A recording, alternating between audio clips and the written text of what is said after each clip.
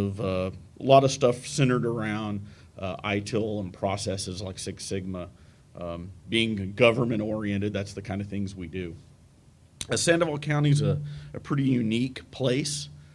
It's over 3,000 square miles. In that 3,000 square miles, 5 miles of that is water, which is not a whole lot. We have 12 Indian pueblos, Indian reservations. There's only one other county in the country, and that's in California, that has any more Indian population than we do. We've got a lot of national forest, a lot of national monuments within our county. So we have a lot of unique things. We are also flanked by 2 of the top national laboratories. And we also happen to be the main route for a lot of nuclear waste that goes through our county. So again, a lot of uniqueness. We also house the Nuclear, Biological, Chemical Warfare Protected Group called HAWK, and it's one of about 6 of those groups, and that's also within our county. So if things go wrong, they could go wrong really bad, and they usually do. Again, we're fairly large. We've got over 70 buildings throughout the county. We also are in charge of sheriff and fire departments throughout the county. And like I said before, 12 tribal governments that we have to deal with. So in any given moment, I've always got a fire that we've got to put out. We've always got problems, and we have to keep on it. Or, just like all of you guys, you don't keep on it, it's a mess. Again, this is kind of know what's broke before your customers do, and I've given this talk before, but a couple of unique things happened this year that kind of threw a loop for me, and I wanted to present that. And that is, when I first started working for Sandoval County about 2 years ago, our fire chief looked at me and said, "Don't worry about any emergency we have. We've never opened up our emergency operations center in the 15 years I've been here. This year we've opened it up twice. We've got a typical network across our system, just like any other network that's out there. It's fairly complex, but it's nothing major. I mean, we basically have to deal with databases and email servers and all that good stuff, so it's nothing surprising, nothing that you haven't seen before. But what's really surprising, or what's really different, at least as far as my career was concerned, was the emergency communications aspect of my job. And at one point, most radio systems that were out there, cars, the sheriff's cars that had radios, or fire department that had radios, they're traditional radios. They were analog systems. In the last 5 to 10 years, those radios have turned IP-based, and a lot of trunked systems. Sheriff's cars getting a lot of data downloaded into their cars. So we've been able to utilize that type of system, and we monitor it now. And now for something completely different. The emergency operations centers had to be evacuated for 2 reasons this year. One was a serious cold outbreak. We had negative 45-degree temperatures. Now in Minnesota, that's not a big deal. But in the desert Southwest, it's a huge deal. And because of that, we lost natural gas pressure. We ran out. Again, we have 12 Indian pueblos. They're very poor. We had to open up major shelter centers. It was a complete mess. The biggest mess is once we had everybody's gas turned off, getting it turned back on turned to be a bigger issue than the gas going off in itself. We had to utilize the National Guard.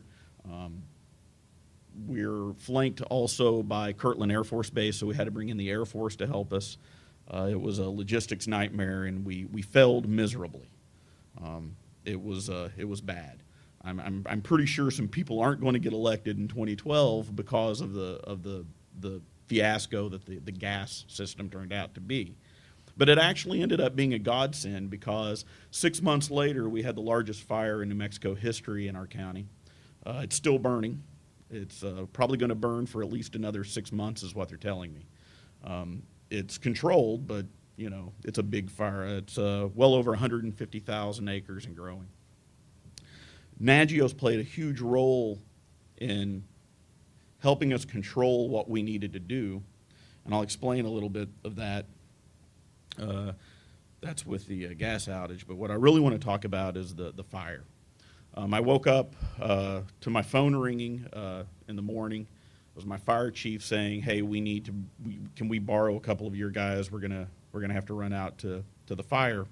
And at that point, it didn't seem to be a big deal, and we loaded up our mobile command system. We actually have a van that's got all of our communications equipment in it, and we rolled on out to the fire. These are pictures taken from my backyard. The first picture was when I was on the phone with the fire chief and him telling me that we've got a fire. And the second picture is 20 minutes later. That's not the picture, that's not from my backyard, that's from the space station. But within 20 minutes, that fire grew from about 10 acres to about 500 acres. And that's when we lost the first 20 houses. The bad thing about that is 2 of the houses we lost were our district fire chief, one of our battalion commanders. So it was quite bad. What we did that was interesting, though, and this is where Nagios comes into play, is of course we have an emergency operations center, and that emergency operations center has the typical monitoring system. You've got big screens on the TV, and we monitor our network. But what we noticed was that because of this fast-moving fire, we lost a fire station, which is kind of ironic, but we lost a fire station. When we lost that fire station, of course, we noticed on Nagios that it was red, it's gone. We then got a really great idea by the fire trucks, the fire chief, the sheriffs that were out in the field. They were VPNing into our network, and of course grabbing an IP address when they did. I have a really great technician that can type faster than anything I've ever seen, and he was actually grabbing those IP addresses and creating nodes, and we could see them in real time. We actually lost a fire truck and 2 sheriff's cars, and we could see those also disappear on our monitoring system. And I would have never thought in a million years that we were going to be monitoring emergency communication vehicles on our Nagios screen. It was very unique, very disheartening, because at the time we didn't know if people were in those cars or not. It was a fast-moving situation. We didn't even have the Forestry Service on hand. And another interesting thing that we have to note about Sandoval County is because of the size of Sandoval County, most of our fire departments are volunteers. We have 18 paid staff, but over 256 volunteers. And each of those volunteers are issued a radio that are now IP-based radio. And since we were seeing that we could do this with the cars, we started doing that with the radios. And we started populating the radios on our Nagios monitoring screens. And we could see in real time who was available, who wasn't available. And because of that, we're starting to write scripts so we can do that in real time. In other words, when somebody VPs in, we can do a script that immediately populates our Nagios monitoring screens with those systems. And in some cases, this is really a really detailed know what's broke before your customers do, because our customers were those firemen, were those sheriffs, and it was very important that we keep them we keep that knowledge really fresh on our system, especially in a fast-moving system like that. The best way to describe what we're trying to do in the county with Nagios and other products as well is to maintain just an almost real-time, at all times status of where we're at in any given time, especially in an emergency situation. We've always just used these products in a traditional monitoring sense, but now we've noticed that we can actually do much more with them. We are starting to, of course, buy the products that allow us to create all these environmental conditions. We have a lot of microwave communications because of just where we're located. The way that we get communications to some of our really far-flung communities is in Bernalillo County, which is where the county seat is. I fire a microwave across a river. I hit a microwave dish that then shoots it back across the river, goes up to a mountain peak, and then shoots it down the mountain peak into a community called Cuba. And that's how Cuba schools, how the Cuba Fire Department, our Cuba senior centers, any of our county facilities get any type of high-speed internet. And that's the only way they could get it. Everything there, you can't get DSL there. You can't get. You probably could get satellite, but everything's all dial-up, except for what the county provides to these certain entities. And our Indian pueblos, they are completely cut off. Some of our pueblos don't have power. And that's kind of in this day and age, a lot of people don't believe me, but that's exactly where we're at. If you ever get a chance to go to Taos, New Mexico, definitely go to the Taos Pueblo. Those dwellings have been there, a couple of thousand years, and the people that still live in those dwellings have those passed down year after year. And they just got power about 10 years ago in that area. So it's a different place to live, and it's got a lot of unique issues and problems. And Nagios plays an incredible role in keeping track of all this. And in most cases, we have to kind of invent on the fly what we're doing and how we're doing it. It allows us to maintain our FEMA and NIMS compliance, which is really important in a situation where FEMA's going to give you money and you better be able to prove what you did, and being able to have a situation where we can actually pull up charts and graphs and downtimes and all these things makes doing that paperwork a lot easier, and and then I get paid, which is nice. With that, we also make it a point that our frontline staff, not just our technical staff, have the ability to view all this stuff. You wouldn't think that it would matter, but our receptionist in our administration building, she's got a nice little monitor that just kind of gives a breakdown of some of the important things within the county that she can see, so she's not calling the help desk to find out what's down. She automatically knows, and we've really, by doing that, by putting the products to the frontline staff, not just necessarily the IT staff, we're able to reduce our call volume quite significantly. And I'd probably say anywhere from 10 to 15%. And anytime you can get 1% worth of savings, it's worth doing. And quite frankly, I think it empowers those end users to know what's going on. I mean, I certainly wouldn't give them the password to make changes, but it's a very important tool that we use to help us reduce the call volume. At the same time, we use Nagios as far as your kind of ITIL compliance.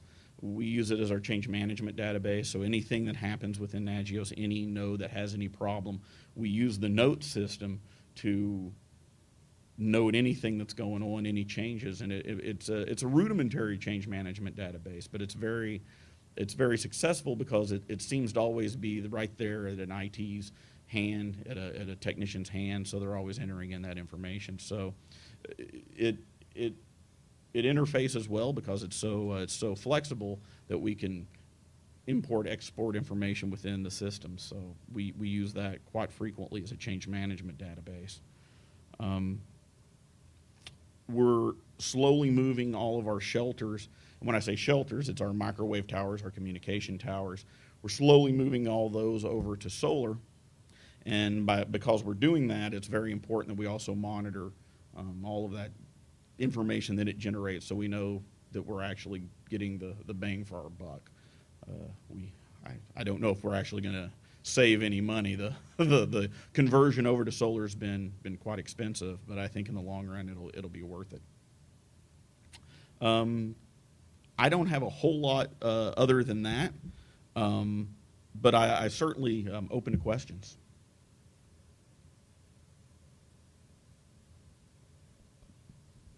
So, hold on a second. I'll grab the mic, bring it over to you. So when you were doing the dynamic adding and removing of nodes during the fire, how did you make that transition from doing it manually to doing a more automated process? We're actually working on that right now. Of course, the fire just happened in June and July, the big part of it. What we're working on now is I've got a technician that's, you always have that one guy that's really good, and he's working on scripting a system with our VPN that as soon as a new VPN tunnel is made, that'll create a node into Nagios, and I think he's doing it in PHP.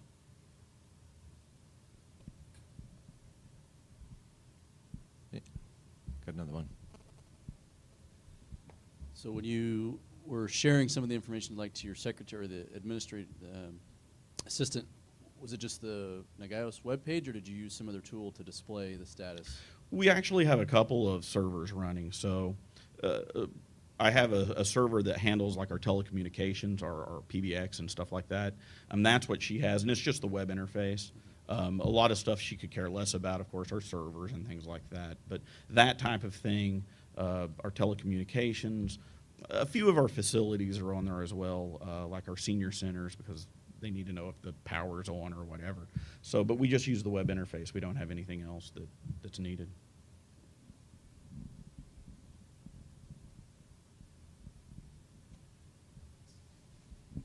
I thought that was pretty cool that you were sharing the some of your network status with your secretary. Did you think at all about doing public-facing status monitoring or like public alerting? Like, yep, this is still on fire. It's actually interesting that you bring that up.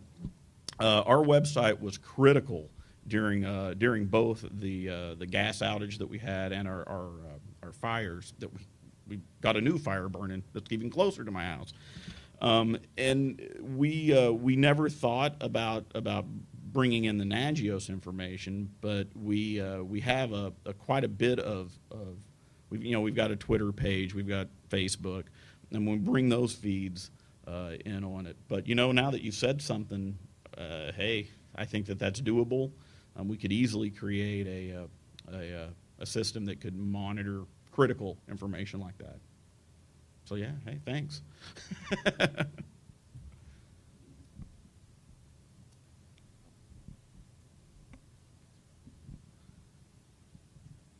Is there any other feed information or anything that you have access to that you really like to bring into your system that you haven't or you have plans to in the future?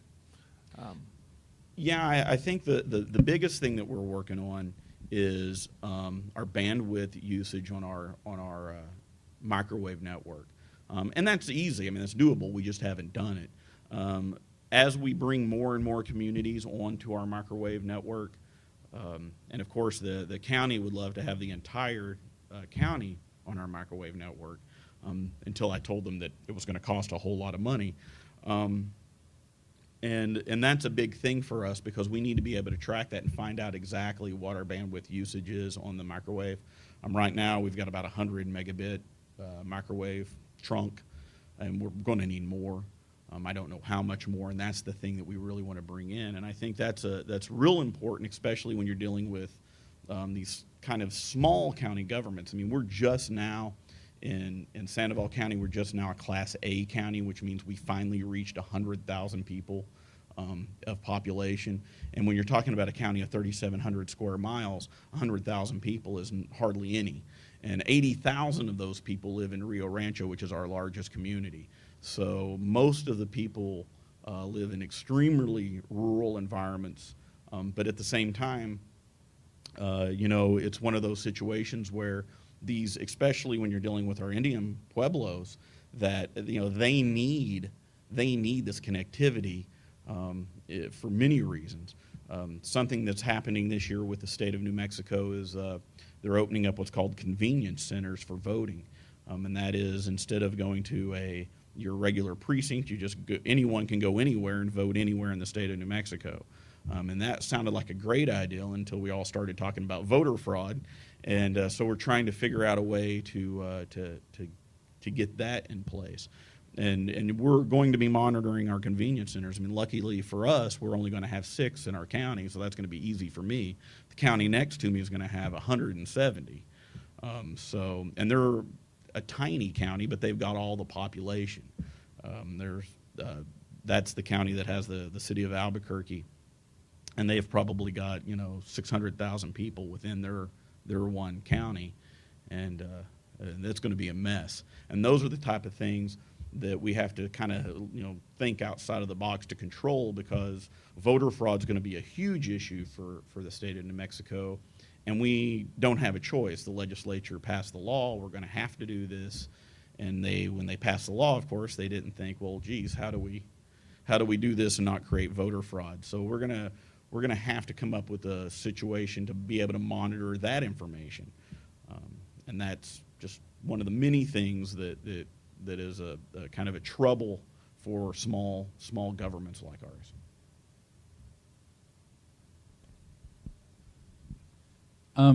Going back to when you were first responding to the fire and you were adding new nodes for tracking people, have you guys thought any more about doing that on like a non-emergency basis, or did you get any kind of like pushback for tracking like deployed people or vehicles? Yeah, we got a little pushback, especially from the sheriff's office. I don't know if you've dealt with law enforcement. They like it unless it pertains to them. And unfortunately, or fortunately for us, our sheriff is very much behind being able to track our sheriff's cars in real time. Just a case in point, about 5 years ago, we had a sheriff killed, and he probably died because where he was, there was no cell communication, there was no radio communication, and he bled to death.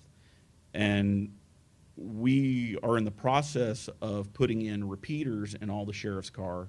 Those repeaters will be trunked, so they'll be IP based. They'll be static IP based, so we'll know where they are. And it's expensive, but then you have to start thinking about lives and how much a life is worth. And quite frankly, the $120,000 or so price tag it's going to take to do this is really inexpensive.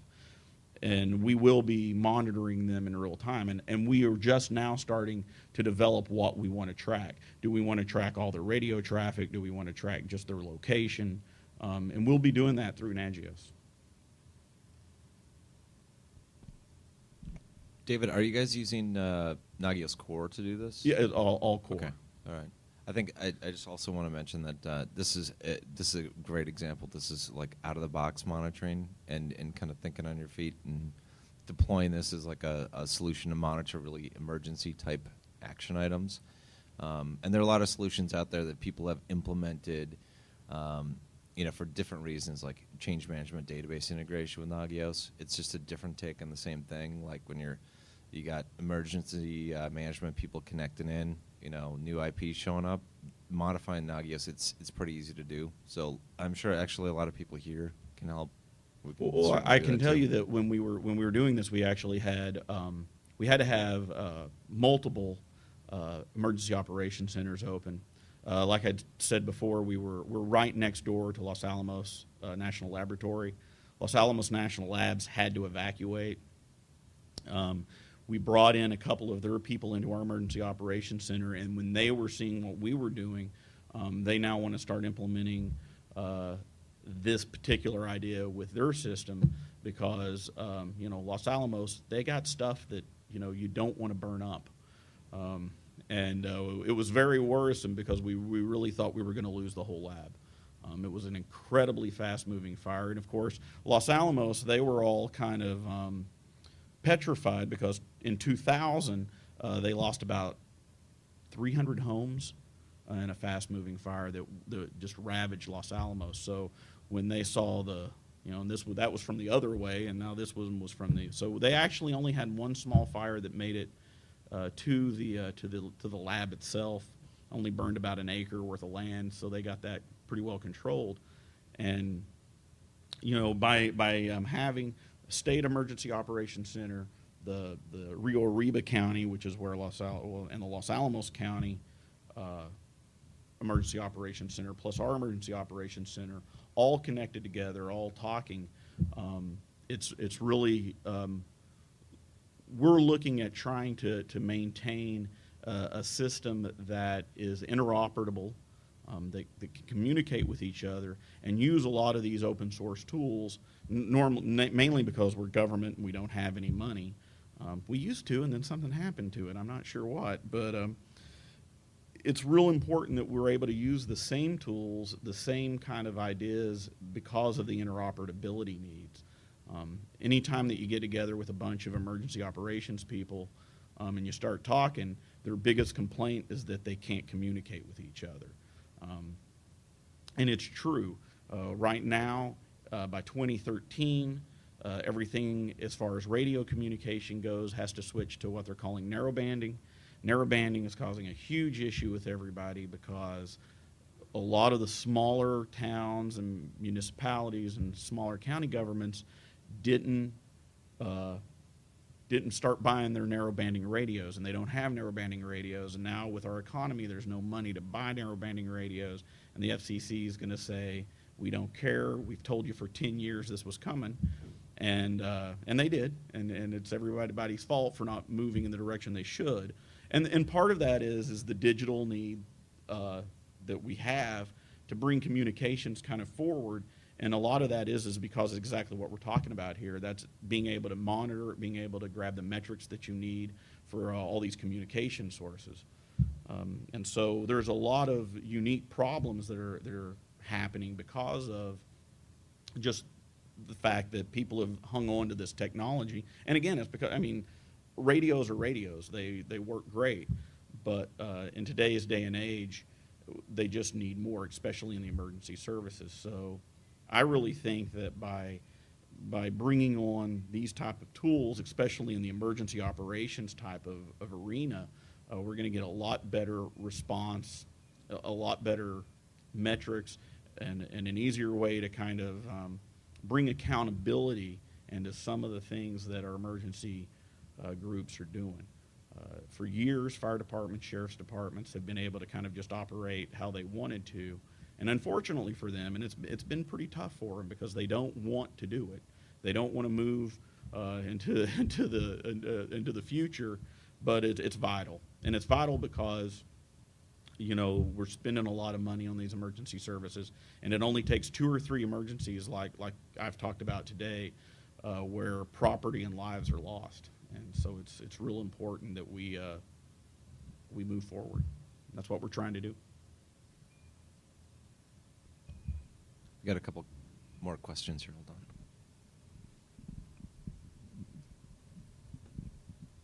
on. Just from a perspective of getting the information out to people, have you used any sort of graphing or visualization things other than just the standard Nagios interface, like Naviz or Nagios Graph, or setting up like special geographical maps with status, etc., things like that? That's a good question. Luckily we have a full GIS department, and of course they use a lot of the tools from like ERS and a couple of other companies, and we've actually been supplying them with the outputs of our data, and they have been creating fairly extensive data sets. So when we do go to mayors and county commissioners, and we start to explain to them this is exactly what we're doing, most of you know that if we can visualize it, it's much better, and I can sell what I'm trying to do with these municipalities. In Sandoval County, we have one dispatch center that is the dispatch center for not only the county, but for every municipality that we have and our Indian Pueblos. And that in itself also creates this other unique problem in that we have to really know what's going on in real time. And we haven't totally convinced our dispatch manager to start utilizing this tool, but because exactly what you're saying, by using the information from our GIS department, I think that I've got a big presentation October 21st, so I'm hoping to be able to move them into using the system as well.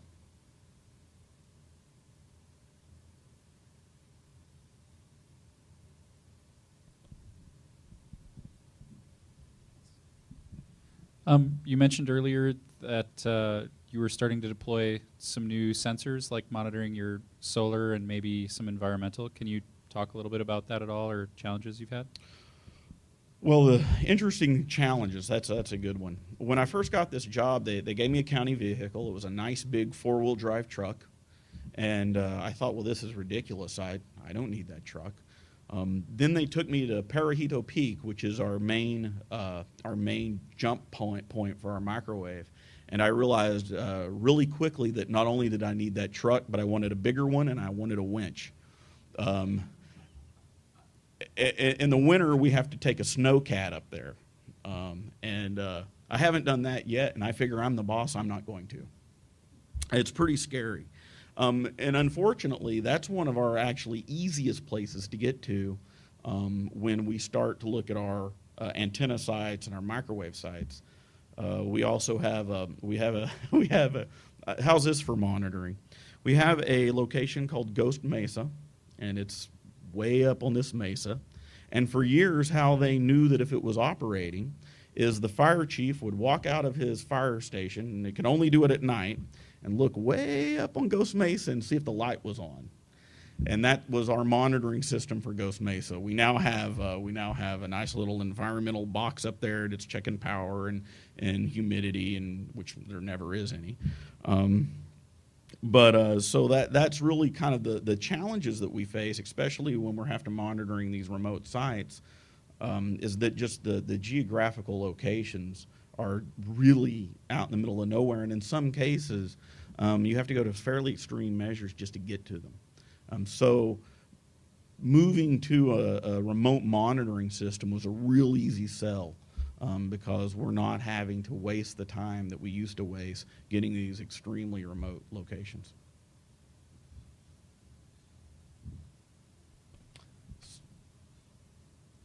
Anybody else have any more questions? Well, I figured I wanted to be fairly short because they always put me right before lunch. So, I don't like to go over too long, so. It's a smart line of thinking. We actually, lunch starts, in probably 15, 20 minutes. I think it officially starts at 12:30 out in the atrium, but it may start a little bit earlier. But I would like to thank David. I think this is a pretty unique type of setup that you guys have. So thank you for this presentation. This is really, really nice. So thank you. Thank you.